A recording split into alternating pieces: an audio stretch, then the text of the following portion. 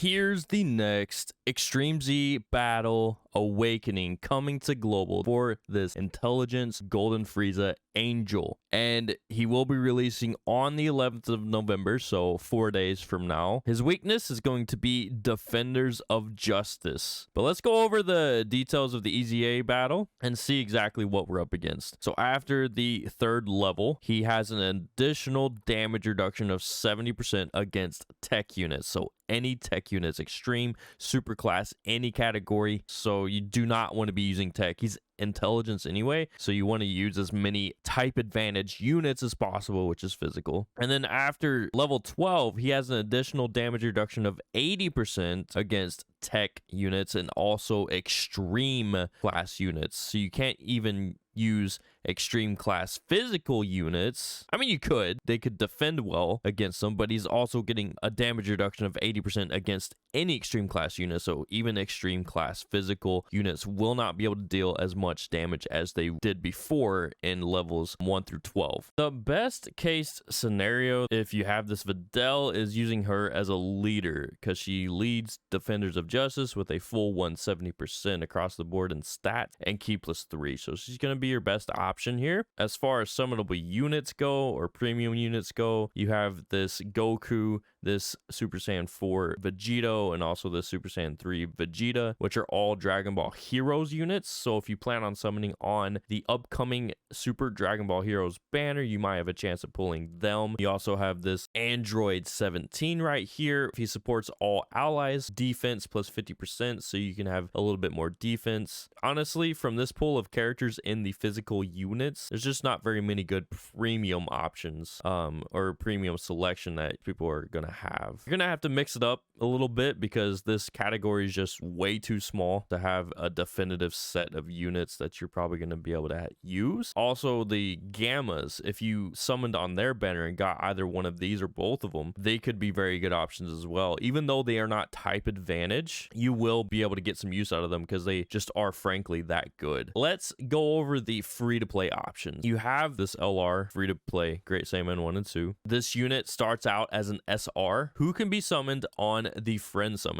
So using friend points, they're an EZA unit as well. So after their EZA, they are actually pretty good. But just keep in mind their leader skill is a little bit restrictive, but they could be an option for you. You just have to have all 5 types of units on your team in order to activate this leader skill. But it is a pretty good leader skill nonetheless if you are able to do that. And then you have this Great Saiyaman and Videl, this STR one right here. He could potentially be a leader for your team, but he only leads with 50% to stats and key +2. So I don't know exactly how far he could get you in this event. But nonetheless, if this is your only option, go as far as you can, get as many stones as you can. And this unit can be farmed in the special story event, Mass Revival and Mass Chaos Parade of the Dead. And then another free-to-play option that you could use for your leader skill is this Intelligence Gohan Teen, who transforms into Great Saiyaman at the very beginning of the fight as soon as he comes into turn. After his Extreme Z Awakening, he leads Defenders of Justice with a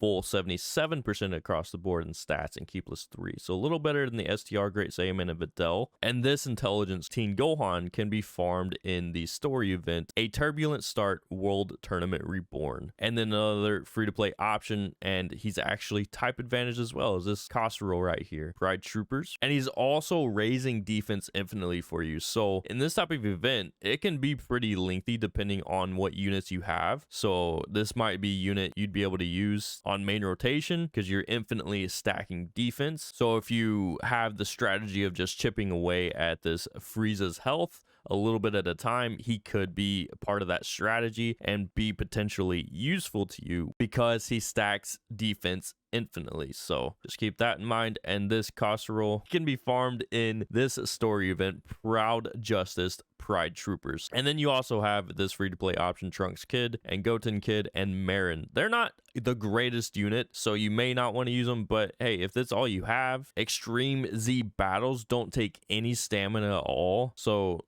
experiment with it. This unit can be farmed in this special story event. Leave it to us, little rangers. And then you have this Great Saiyaman 4, who could potentially be pretty good for this event because he raises attack and defense infinitely on his super attack. And he's also supporting superclass allies, so that's not a bad thing. Buffing a unit like this one right here, this casserole, since he's type advantage, can give you an edge on getting past some of these levels in this Extreme Z battle, so keep that in mind. And this unit right here can be farmed in the Super Dragon Ball Heroes World Mission special story event. And then last but not least, we have this brave pair, Gohan Teen and Videl, who also has an Extreme Z Awakening. So they're a decent unit, and this unit can be farmed in the story event, Videl's Flying Technique. And then the rewards that we're getting from this Extreme Z battle are pretty standard. 30 stones if you're able to get past all 30 stages. And then if you complete all of these missions, that's 4 more stones for you right there. So that's 34 stones that you could potentially receive total from this Extreme Z battle. All right, that's about it. Hope you found this a little bit helpful, and I'll see you on the next one.